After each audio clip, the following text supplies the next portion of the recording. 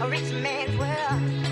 I have turned the soul of this beautiful land, but that beauty, a rich man's world.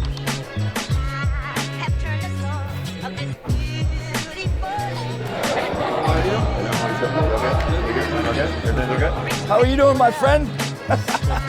Thank you for doing this. Yeah, no problem. No problem. Kids, what a great treat for them. So. No problem.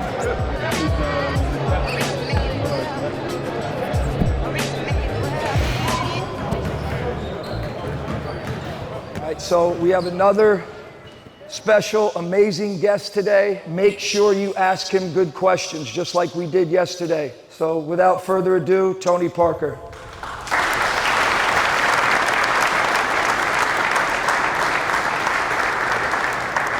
Hi everybody, just wanted to come in and talk to you guys. Like you said, I like to give back now with the young generation and everybody who loves basketball. That's exactly what I'm doing in France with my academy. Being here, you'll have the opportunity to witness, their talent. They're showcasing the talent to everyone, but your career, your experience, your expertise, how can you help them out a little bit, When I was their age, if I had the opportunity to talk to an NBA guy, man, I will ask 100 questions. And so that's why I did it, That's why this morning it was a great conversation. I thought those kids was like pretty smart and like if you want to make it, like I think they had the right attitude. Those camps are very important. What he talked about working on your knowledge. I was a big student of the game. When I was your age, even smaller, I will watch like so many games. So you have to prepare yourself that when you arrive and you want to make that first impression, that you're ready. When we're talking about kids that are, 15, 16, 17, what is the most important thing that they have to pay attention? Not even when they play, but even when they're on the bench cheering for their teammates. What are the scouts looking for? Listen, especially as simple as it sounds, like just listen, to the advices or your coaches, because all they want to do is to prepare you for the NBA, prepare you for the draft. And in the US, they're very severe with that. You only have one first impression. And so for me, it's like you have to be 100% at all time and just, listen and communicate. You have to be tough mentally. And I think those camps are great to prepare for that. And I always told myself, maybe you'll have players that go faster than me. Maybe you'll have players that go higher than me.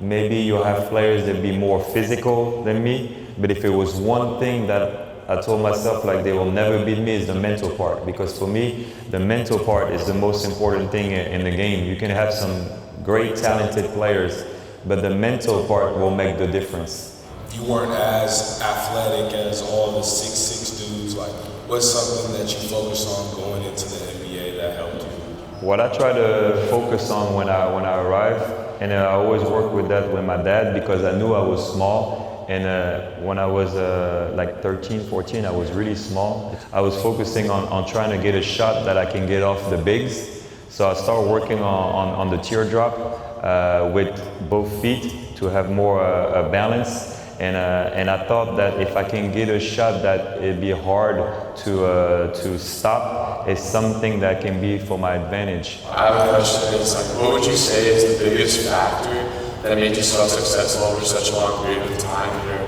longevity? First of all, it starts with, like I said, the mental side of it. I always tell my kids at the academy, dream big and don't put any limit, meaning like if you say your dream to somebody, and he's not laughing at you, you don't dream big enough. And so me, I was dreaming big because I wanted to try to become the first European point guard to make it in NBA. And so that mental part of it is the thing that made me over the years to never be satisfied with myself. And even if we won championships early in my career, we still wanted to try to make history and try to be one of the best teams in the history of the league. If you want to play for a long time and you want to have a long career and you want to have a career where you're healthy, that's when it makes the difference to eat well. It's for longevity and to stay healthy because every statistic will show that if you eat bad, you will get hurt at some point or you'll have a hard time to stay healthy during your career or during a season. So everything counts. In Europe, we start playing professionally very early. I started, I was 15. When you start professional at 15, you're already on that professional mode. You have to eat well, go to bed. There's no time to party. I was playing against adults, you know, every game which tries to kill me and try to play physical. Great job,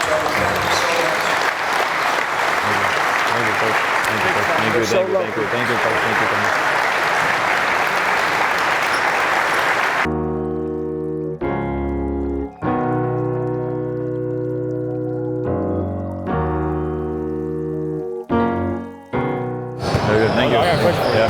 So moving from like being a rookie to being a vet, what was the transition like? Oh, it happens naturally. You know, like a couple years, for sure you have to do a lot of stuff. You got to pick up the donuts. Like I did 100 stuff when I was a rookie. But then as you play more and more and people have trust in you, then you become a vet. It just happened naturally. They ask very good questions. We talked about, you know, the mental side of the game. We talked about longevity, how to take care of your body. Everybody has a right to dream, right? For sure. I think that's your biggest strength, you know, is your mind. If your mind is set to do something, you can do anything. You technically only a rookie your first year until the first game of the second season. Then you're considered a vet then. So you should be fine. You should be fine. No problem, man. Take